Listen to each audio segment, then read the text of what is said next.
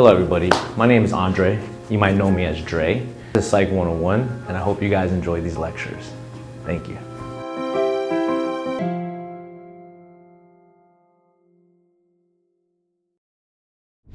All right, so let's begin. So we left off talking about positive psychology and a lot about that. Basically, it is the idea of the scientific study of human flourishing, like what is the meaning of life, what positive things can we navigate through when we're working with clients, especially as therapists and whatnot.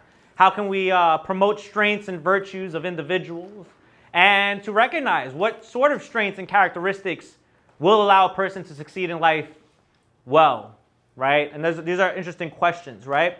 So obviously there's a call for more research on human flourishing and positive psychology. I mean, I personally believe that all that positive psychology stuff is, once again, very subjective to an individual. I mean, like I keep telling you guys, when we talk about morality and stuff like that, which we will get to, I did talk to you guys about how subjective morality can actually be, right? What might seem wrong to me may be right to you, and so forth and so forth. That's just a way to portray human subjectivity, just in the world in general, which is interesting. But anyway, how do psychologists analyze, people and mental well-being? Well, a lot of times as a therapist, what I tend to do is I tend to take a very biopsychosocial approach in many different ways of analyzing an individual. If you come into my office and we talk about, and you're coming in for certain issues, the first thing I'm always going to assess in a person is their health, right? I mean, I have to be on top of people's health as a mental health counselor. I mean, it's in the word mental, and then you got health, right? Health is a big part of mental well-being, your physical health. Not just your mental health, but your physical. What does that mean? I always tell clients, and I always encourage people, go get your physicals, go get checked up, your annual checkups, whatnot, because a lot of times in this field, what we know is that there are a lot of biological mechanisms that actually play a role in people's psychological wellness. And we know that through many different types of case studies and issues that people have come across within their medical issues. Usually, particularly what I find, most people coming into therapy that have a medical condition is like a thyroid problem. And it just makes sense because what is your thyroid? Well, we're going to be talking about that in chapter 2 in our next class about the thyroid and what they call the endocrine system in your bodies, right? It is basically the part of your body that secretes hormones and makes hormones fluctuate around your body and whatnot in many different ways. We'll talk about that as well. We'll talk about the thyroids. We'll talk about the adrenal glands. We'll talk about how stress plays a huge role in its impact on your mental well-being. And we'll talk all about that. However, it's important to know that psychologists take a very biopsychosocial approach. It's an integrated approach that incorporates the biological, psychological, and socio-cultural levels of analysis when you're dealing with someone with mental health problems. It's a very important thing to really consider. So that's it. You have examples here of biological influences, psychological influences, and sociocultural, which all influence the behavior of mental processes. So let's just use a typical example. Somebody with, some people are diagnosed, some people have issues with their thyroid, so you might have something called hypothyroidism or hyperthyroidism. And in medical terminology, anything hyper means an excessive amount of, anything hypo means a lower amount of. All right, but when we talk about hyper and hypo is a lower amount. So what does that mean? Somebody with hypothyroidism might have a lower functioning thyroid, which will create what in their mental health issues? Might be fatigued, might be tired, there might be a lack of drive or motivation. Sounds very familiar. Does that sound like depression? So if I don't assess that or analyze that, I will make a wrong diagnosis as a therapist. So I have to be extremely mindful of people's health, physical health, and the biological aspect, because it does play a huge role in how people function and their behaviors. So, and also for us as therapists, we also have to know the medical in order to assess and make sure that we're helping the client to the best way possible. Then you have social cultural influences. obviously, there's many different cultures and societies, so we have to consider this as well when we work and analyze individuals, all right? Any questions about the biopsychosocial approach? It's pretty straightforward. The psychological aspects might include emotional responses, learned fears, learned responses, cognitive processing, memories, all that psychological stuff. And matter of fact, I did mention this before, but in medical school, in the MCAT, you definitely have a portion of the MCAT I think it's like 25% of the MCAT is psychology based. A lot of the things you learn in the MCAT are basically based in the field of psychology. So psychology holds its foot pretty strongly in the science, to be considered a science. As I mentioned in last class, I know I said, hey, people argue psychology is not really a science because of the lack of objectivity, right? Now, does anyone remember, I'm just going to pick on a random person to define subjectivity and objectivity and the differences between what is objective and subjective, because last time you gave me the answer. Subjective is like your opinion. Okay, you hear that, guys? All right, and objective is? Like a fact. A fact, all right? So you understand that. Please break that down, because you really have to understand that something that's subjective is something like the socio-cultural aspect of the individual. Something that's more objective is the biological aspect of the individual, okay? So keep that in mind. It kind of goes hand in hand to some degree. Now, a big thing in learning psychology is how you can utilize it as a student to further your studies and become better students, right? And I feel like sometimes this stuff should be taught in like high school, but obviously we understand human cognition, and at that age there's not much ability to sustain the information to some degree, depending on the person. So when it comes to psychology, especially when we get into chapter 2, there are memory tricks that you guys can learn to do. I already taught you one, which was the SQ3R method, which that's helping you guys with reading your textbook. But there's other memory tools that can be used to help you memorize things a little bit more effectively. And one of those things I would say is called a mnemonic. Does anyone know what a mnemonic is? Has anyone ever heard of a mnemonic? What is a mnemonic? Can anyone spell it out for me? I'll give you 5 points on your exam. Anyone can spell out a mnemonic without looking at your phone. Like N-E-M-O. No. Oh, you were close. M-N-E-M-O-N-I-C, mnemonic. Yes. Okay, there you go. I got it. I went off a limb there. All right. Yes, I get my 5 points to my test. Anyway, so a mnemonic, what is that? A mnemonic is basically utilizing something that you've already learned in order to remember something new that you're learning. Basically kind of like associating a learned term with a new term that you're learning about. What does that mean? Well, I like to use examples when we get into the brain stuff, because a lot of these brain terminologies are pretty hectic and very strong, and a lot of people struggle memorizing these things, right? But I always use an example of the brain. And this part of the brain, it's called the hippocampus. The hippocampus, right? What is the hippocampus? Anyone know what the hippocampus is? Can anyone give me an idea? Yeah. Yeah, it's a part that stores memory. It deals with long-term memory. Yes, you are correct. How did you remember that? Just in 5th grade we had like tables and make the way, because I just remember. In 5th grade? Wow. What school did you go to? This charter school. Oh, okay. So put my son in a charter school. Gotcha. I'll take that into consideration. But anyway, so a hippocampus is, yes, it's part of the brain. It's part of the limbic system. It's a part of the brain that deals with long-term memory. Now, you guys are probably like, hippocampus? How do you expect me to remember hippocampus? Right? Well, using a mnemonic, you could break down the words. Make it creative. Be creative. Make it fun. Make it interesting. These words that you're going to pass through, don't look at it like, I don't want to learn this. This is too hard. That's just excuses. Get out of here with the excuses. Hippocampus. How can you play with the words to remember that it is something that deals with long-term memory? Hippos are big. Hippos are big. Okay. What else is there? Campus. The word campus, like a school campus? University. So maybe, and then when you also remember things, the best way to remember things is using what they call, which a lot of children are lacking today because of the technology and stuff, imagination. Imagination. imagination. Use your imagination. Envision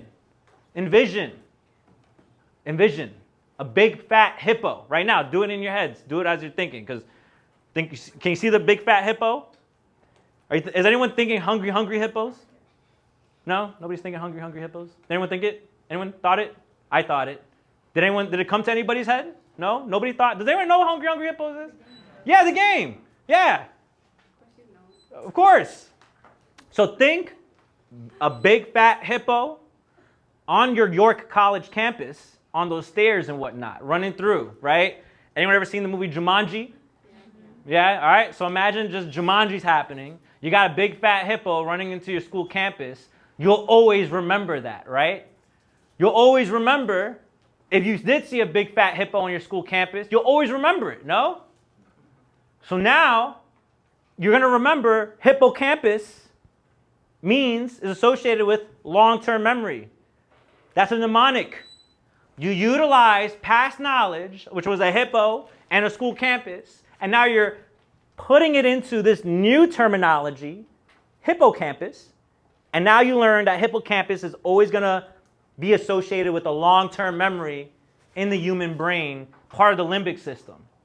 Is that clear for everybody? Is that a good tool? When you use psychology to make yourself a better student, do you see how I did it? Is it helpful for everybody? Yes. Who here is tired? Why are you tired? Why are you tired? You slept late last night, didn't you? Yeah, I understand your situation. I work 2 16-hour shifts on the weekend. Okay, I hear you. Definitely. Awesome. But for those of you, others, what's going on? If you want to make yourself a better student in psychology, talk about sleep, right? Which we'll get to in chapter 7. I think that's chapter 7. Human consciousness. The importance of sleep. The vitalness of sleep. How important it is. Very important thing to have, and for your functioning and for your mental well-being. So we'll talk about circadian rhythms, we'll talk about sleep, we'll talk about all these things, the REM stage, the stages of sleep, why each stage is important, which stage is the most important, and why you need 7 to 8 hours of sleep a night to function well for the next day. Very important stuff. Evidence-based suggestions. Manage time and get full-time sleep. Make space for exercise. Who here hits up the gym? All right, well, get on it, because exercise is very helpful for your mental well-being, your energy levels, your focusing, and all these other great things. Trust me, I've seen crazy improvement with people that suffer from depression and anxiety when they start to exercise more and regulate their sleeping schedule. And I feel like those are like the two key things in mental well-being is exercise and better sleep. Unless there's some severity within the issue of your mental well-being, then there's more to work on there, like trauma, bad past experiences, all these other things. We can navigate through that. Set long-term goals with daily aims, right? This is something that you want to do. Have what is known as a growth mindset. What does that mean? Well, there's 2 different types of mindsets in the world. There's a growth mindset, and then there's a fixed mindset. A growth mindset is somebody that probably takes criticism constructively, not personally. Who here takes criticism personally? Personally, yeah. Well, you have to admit it to make change, right? I mean, that's the only way you'll change is if you admit it. Some people are good at taking criticism constructively. Like, okay, you're telling me I did a bad job here. Can you please teach me what I did wrong so I can learn and get better? That is a growth mindset. What is another thing with a fixed mindset and a growth mindset? There's so many different examples. Yeah, I guess people with growth mindsets are more open to learning about new things. People who are fixed in their mindsets typically like to stay stuck in a bubble, kind of, and don't really grow. Which, honestly, to tell you the truth, isn't really a bad thing to stay stuck in your own world and kind of just believe whatever you want to believe and kind of just stay in there, just do what you got to do. Why is it a bad thing? Because then you're not open to other opinions and suggestions. Yeah, but why do you have to be open to that? Because it helps you get more connections in life. Okay. That's good. It helps you network. Probably gives you more opportunities in life, right? So yeah, any other thoughts? See more perspectives. Open up your perspective to see more perspectives. However, there are limitations that we kind of spoke about, right? When you see too many perspectives, what can happen? Become a people pleaser. Or just losing value within your own self, like we talked about, right? You want to learn to gain value by also keeping to your values as well. That's okay. But it's good to be open. Openness actually helps in many different ways, but that's a growth mindset. But you kind of have to learn to balance it. Some people are good at it, some people aren't that great at it, but very interesting things. And then also to prioritize relationships could be very helpful as well. And I guess that comes out of having a fixed mindset, right? Because when you're stubborn and you're closed off, not many people want to associate themselves with you to some degree, but I still see those type of people still functioning pretty well though, which is interesting, right? So things to think about in psychology. All right, so we're going to get into the boring stuff a little bit, but I'm going to breeze through this part of the chapter because it's research-based. And if you ask me, I'm not really too fond of research. I'm not, when I studied psychology, I like research studies, like reading research studies, yeah. But conducting the actual research, I'll take a pass on that. I mean, anybody want to get into research of psychology? Anybody want to do that? Yeah, you want to do that? Great, awesome, yes, I love that. Because there's not too many of you guys. We need more researchers, more minds that are curious and want to figure things out and do the math and do the statistics. So, need for psychological science. Humans cannot solely rely on intuition and common sense. We need to go further. I mean, common sense is great and all. I think we need more common sense in today's world, honestly, but that's my opinion. Sources of intuition, overestimation, common flaws, and common sense thinking. So, to be intuitive is great. Some of us are naturally intuitive within our personalities than others. Some of us are more logically thinkers. They think logically. But when it comes to personality, when you think intuitively, you think more futuristically. Some of us are actually more sensing in our personalities. What does that mean? Well, according to Myers-Briggs, which is a personality test on personality, it means that you are more grounded as an individual when you are more of a sensing type of individual. You like to be more present in the moment. Your thoughts don't carry you out like someone who's intuitive. If you're more of the intuitive personality, your thoughts carry you out of yourself a lot of times, which can be overwhelming. It's usually correlated with anxiety and neuroticism to be intuitive. It's just thinking ahead all the time in your personality. Who here feels like they're always thinking ahead?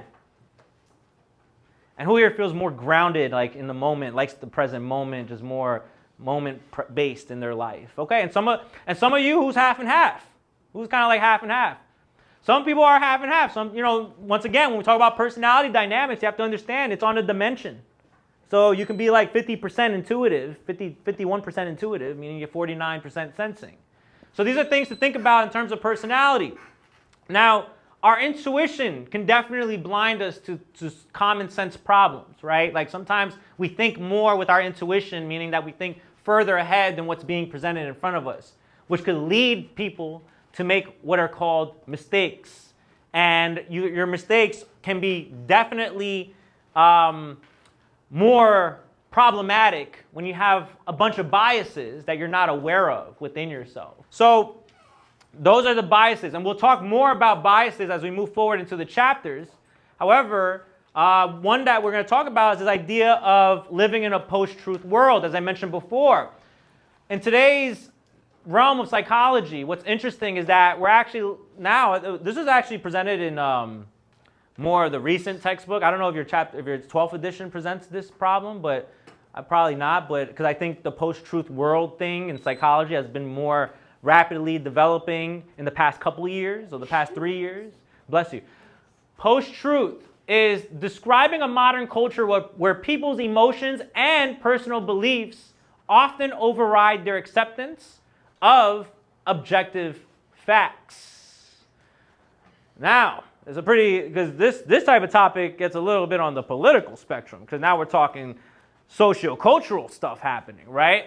People seem to be very lost in their own feelings and emotions in today's society over the objective truth of things, which is a little frightening as a mental health counselor to see, because people come in saying something that isn't true, and then me as a mental health counselor, I have to be able to be like, wait, is this a delusion? Or is this a socio-cultural norm now? And if we're living in a post-truth society, if, God forbid, I say, you can't think that, oh my God, you're prejudiced. You're phobic in whatever way. And I can't, and I'm just like, oh my God, like really? Now I'm phobic after 10 years of being in this field, working with all different types of people? Now I'm phobic. Yeah. And I need you guys to recognize that, because we're losing it. And even your textbook is acknowledging. I was actually surprised when your textbook posted this. I was like, what? The textbook is saying it? Oh, thank God. Yes. I'm not crazy. I am really living in the world. Objective reality. There's even, your textbook has if you have the online version, it has like a link and it talks about this where it's like, yeah, today's world, we're living in a post-truth society where feelings override objective fact and reality of things. And it's pretty interesting. And like you said, what does it create? Well, it creates many different things. Political party bias. It creates false news. It creates an idea of repetitively searching things to confirm your bias even more. And what do they call that? They call it a confirmation bias.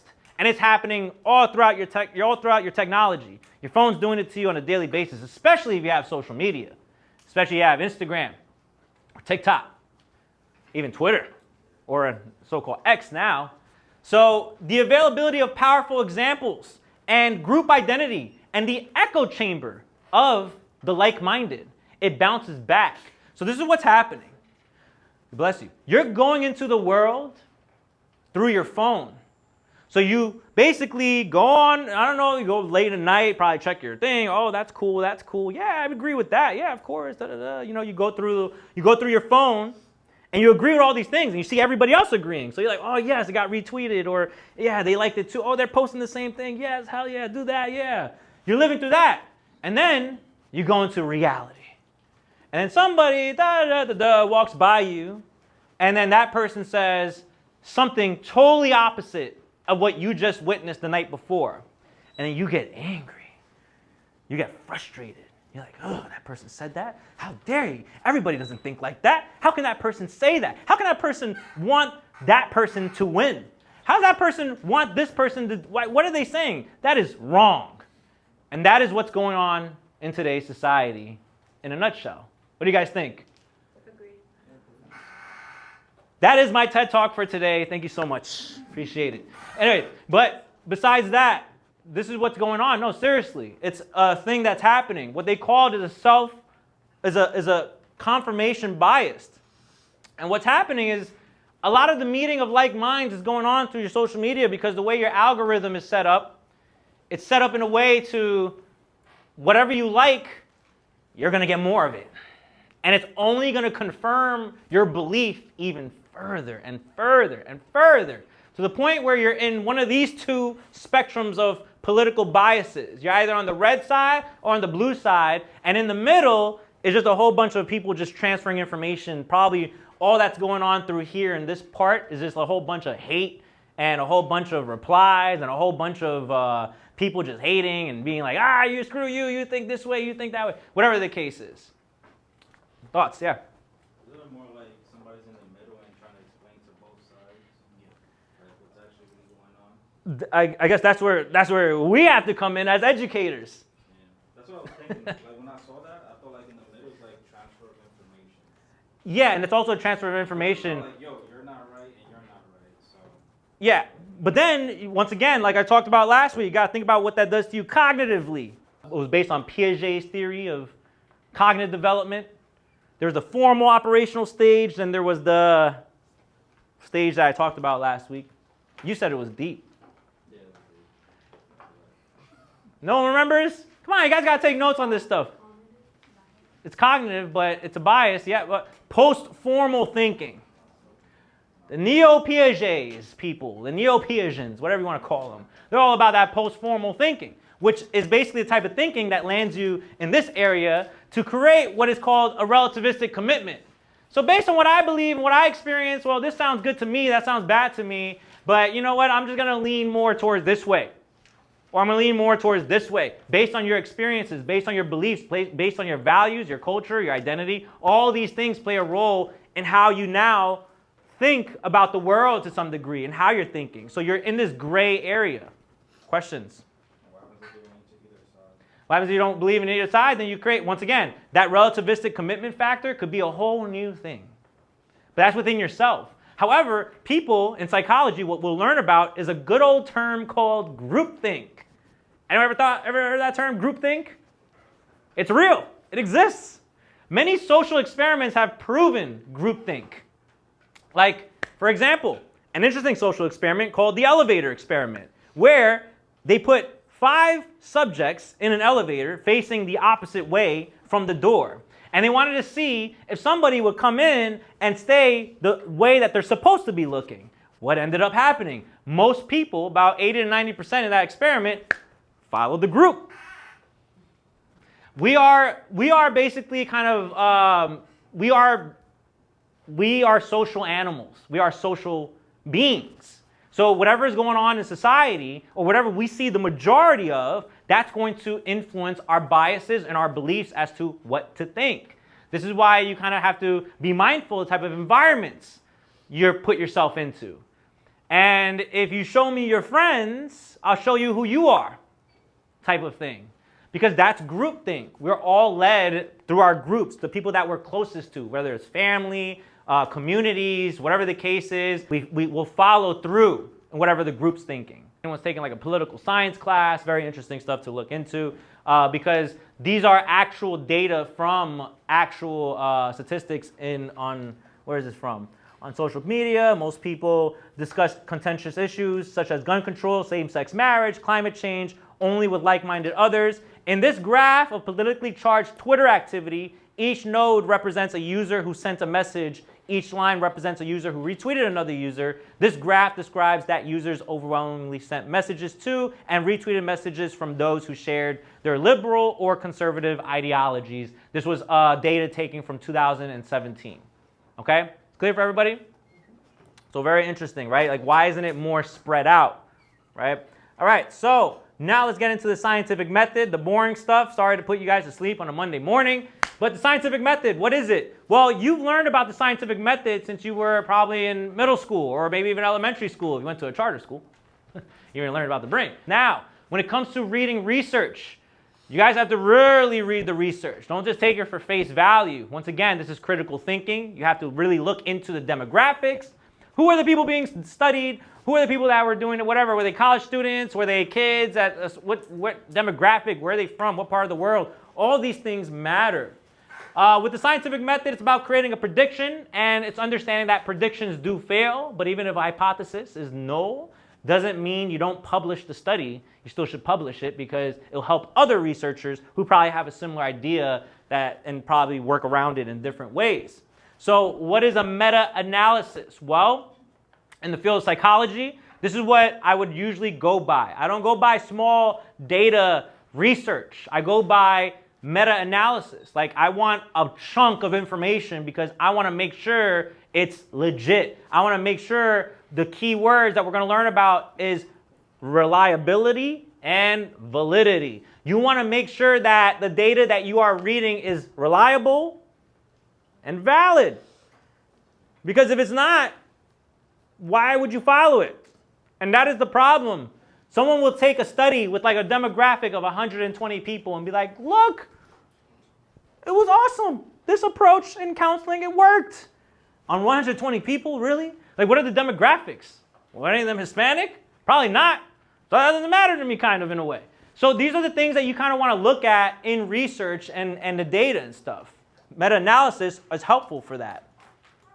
Twitter message moods by time and by day. This graph here illustrates how, without knowing anyone's identity, big data enable researchers to study human behavior on a massive scale. So as you can see here, positive words, they looked at positive words that were tweeted on a weekly basis, and they saw that most people had positive things to say on Sundays or the weekends and whatnot, and it usually died down by Tuesdays. Usually Tuesdays were the lowest days of the most positive words being spoken on Twitter, which says what about human behavior? Do we all feel kind of more dreadful on Tuesdays? Is that what's going on? Or yeah, Mondays, I mean, like today, I mean, you know, unless you have a teacher like me, then I guess it makes it a little bit more interesting. No, I'm just kidding. But anyway, so other research things, correlations. Correlations are interesting because it goes to that idea of, I guess it's like what, you know, there's always that interesting example. It's like murder rates, like people getting killed, and the sale of ice creams. Yeah, they correlate positively with each other. What does that mean? Is that if one increases, then there's a high likely chance that the other will increase. So that means that's a positive correlation. Does that make sense at all? So an increase in murder rates means an increase in ice cream sales to some degree. Does it mean cause and effect? No. They don't cause or affect each other. They just correlate positively with each other. So is that clear for everybody what a correlation is? So you got positive and negative correlations. As you can see here, oh, there you go. So scatter plots showing patterns of correlation. Correlations can range from 0.1, as you see here. In the first one, there's a positive correlation that will be indicated by two variables, or one variable, I guess. And a negative correlation will look more like this. And a correlation with no relationship will just be scattered all over the place. Let's say, for example, maybe like GPA and height. There's no correlation between the two things. There's probably zero correlation. I mean, you could probably be 6'3" and get like a GPA of 4.0, or you could be 4'8" and get a GPA of 4.0. It doesn't make any difference. There's no correlation between those two variables. However, other things, there are correlations to them. So it's a very interesting thing when you look at correlations. Any questions about correlations? Correlations, pretty straightforward, right? It's just looking at two variables and how they correlate with each other. How they kind of, in a way, go hand in hand with one another. Once again, correlation does not mean causation. So always remember that, because people might confuse that. But correlation does not mean causation. You need to do experimental research in order to figure out some sort of causation of something, okay? And this is experimentation. Experimental manipulation is helpful. With experiments, researchers can focus on the possible effects of one or many more factors in several ways. They can manipulate the factors of interest to determine their effects. They can hold constant, controlling other factors, an experimental group versus a control group. And this is to minimize any pre-existing differences between the two groups. So this is basically experimental research and manipulation. You have your variables. Now, variables always get confusing. So you guys got to understand the dependent variable is what's being measured. It's the way that you can remember it, because I know it gets confusing because you're going to have something on an exam where they're going to ask you a question like this. Like, let's go, for example, the sugar experiment. I want to know, does sugar make kids hyperactive? What would be my dependent variable and what would be my independent variable? Yes? I guess the dependent variable would be like how hyperactive you Yes. get over time. Uh-huh. And the independent variable would be time itself. The independent variable is what's being manipulated. So my thing is, I want to know if sugar makes kids hyperactive. The sugar will then be the independent variable. Is that clear for everybody? You have to know this because there's going to be other examples. Let's think of other things in the world. If I want to know, does brushing your teeth before bed limit bad breath in the morning? Ah, that's a good one. Does brushing your teeth before bed, does it make bad breath less in the morning? So then what would be my dependent variable and what would be my independent variable? Yes? Yeah, dependent is the breath. So you go to the person, ooh. That's your dependent variable. Your independent variable would be the brushing of the teeth and maybe using a specific type of toothpaste, right? So that is an example of independent versus dependent variables. And you guys got to know the difference. So an independent variable in an experiment is a factor that is manipulated, the variable whose effect is being studied. Then you have the dependent variable in an experiment, the factor that is measured, the outcome. You can remember that by just saying, if it comes up on the test, well, I always got to remember that the whole research study is dependent on the dependent variable.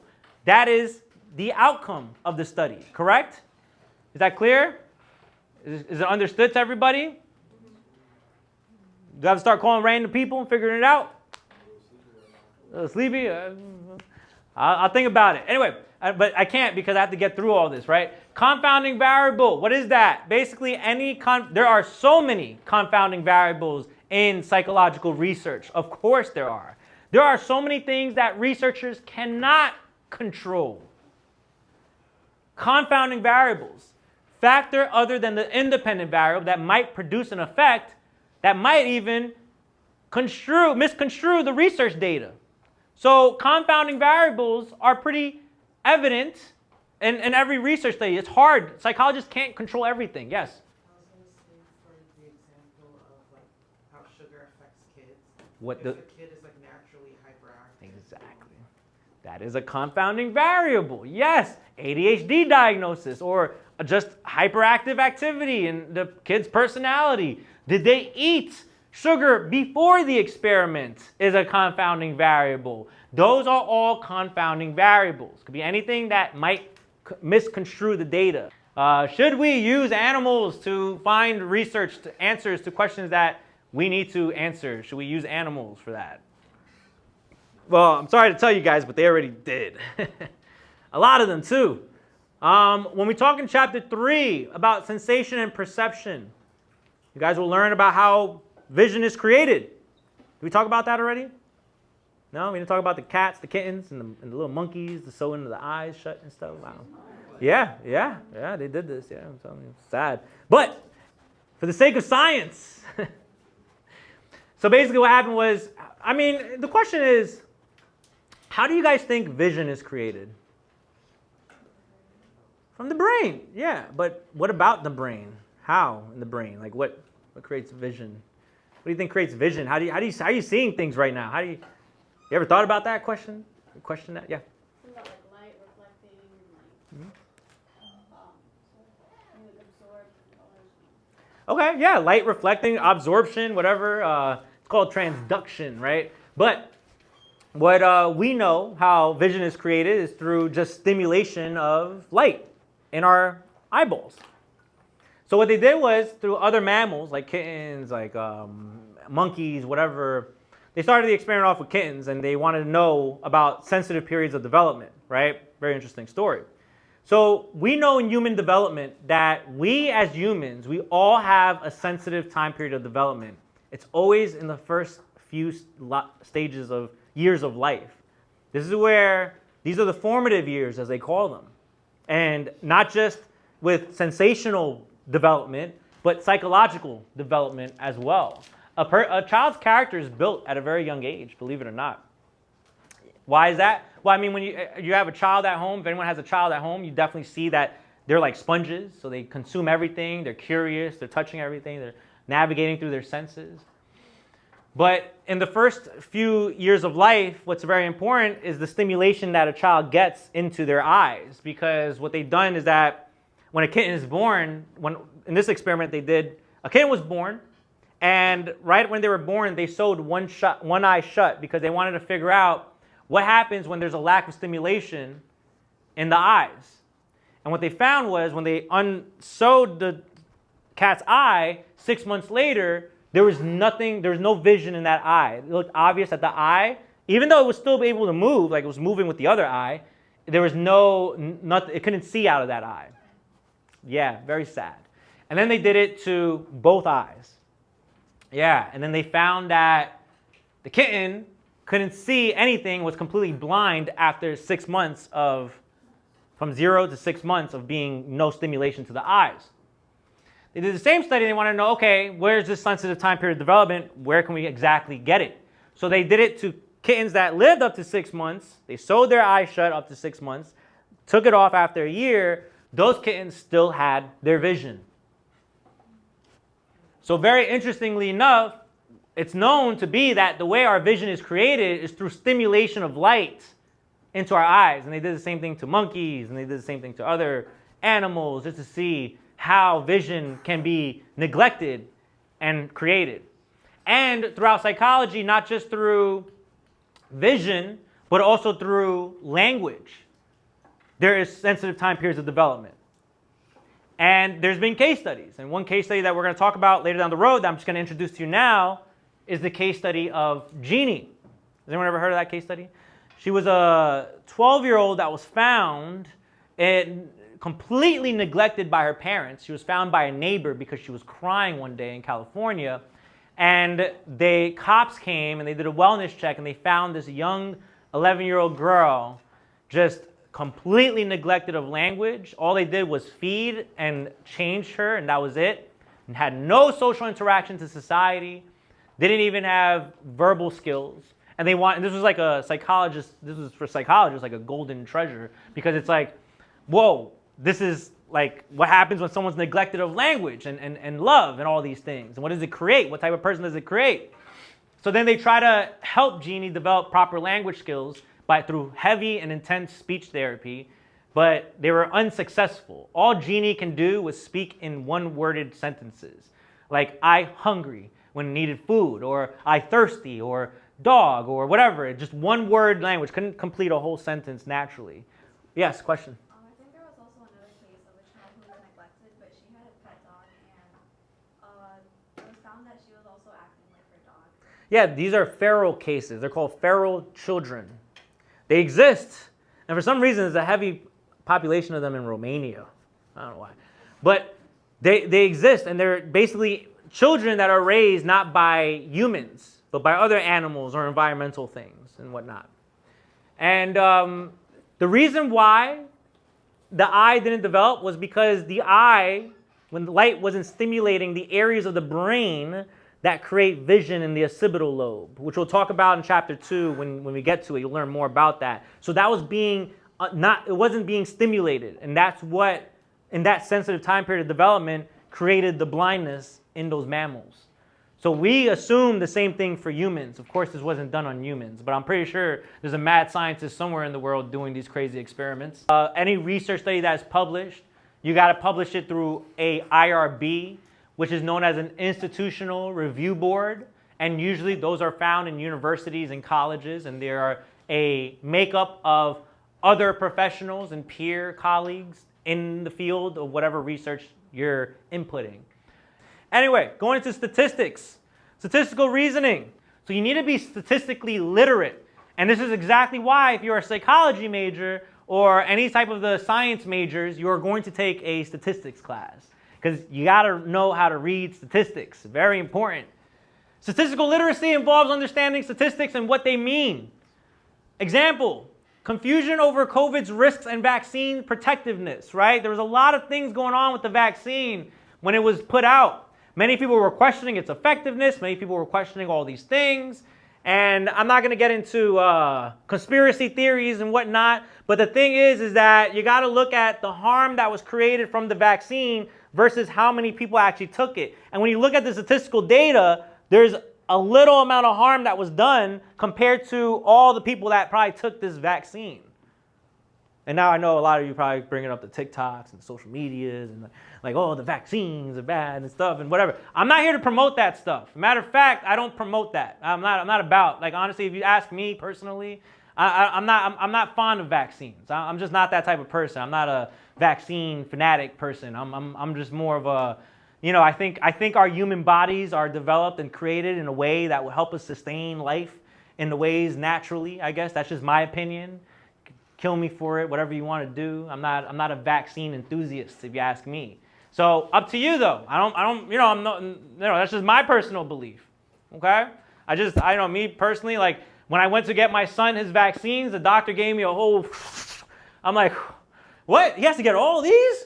Jesus, like when I was here, I only got like 3 of these things. Like why do we have to get all these now? But whatever, to each their own. You want to protect your child, go ahead. But, I had to do it anyway. Why? Because he couldn't get into school if he didn't get his vaccine. So I'm not, I don't got time to homeschool, whatever the case is. So, all right, do what you got to do. I mean, yeah. I don't know. I think you could choose the vaccines you get. So. Nah. Most study and then just give some. Nah, the DOE requires it. I tried, man. Trust me, I tried. I was like, I don't want to give him this. I don't want to give him this. I had to go to the school, be like, what can I give him? What can I give him? Nah, you got to give him all of them. I'm like, oh, for real? Oh, damn it. All right. So what I did is I did it one at a time. Doctors hate me for it. Yes, but. You're crazy. No, I'm not crazy. I have a nephew who I have a nephew who did that, and he had an adverse reaction, and it was extremely bad. And he has autism now.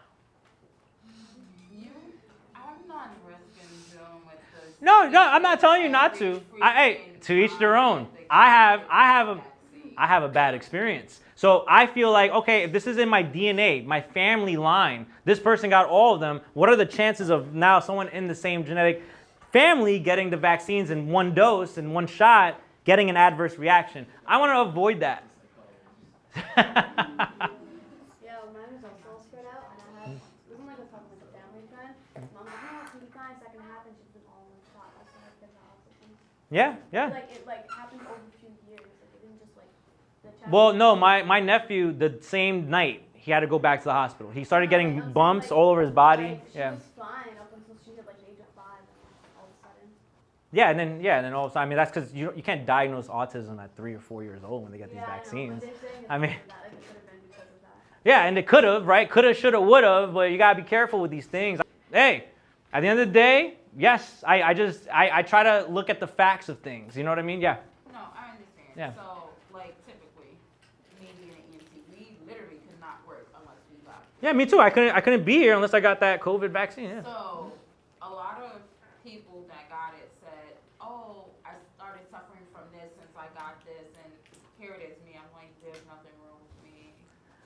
Yeah, and most likely there isn't. That's what I'm trying to say. You have to look at the statistical data, okay? So how many adverse reactions compared to the no adverse reactions to a vaccine, what do you get? What is the statistical analysis there? Yeah, and that's what I'm trying to say. You have to have that statistical literacy. And that's what I was saying before, that yes, even though a lot of these vaccines, yes, people have adverse reactions, you got to understand the statistics to understand that there's still a slight chance of something bad happening. That is up to you to take that chance.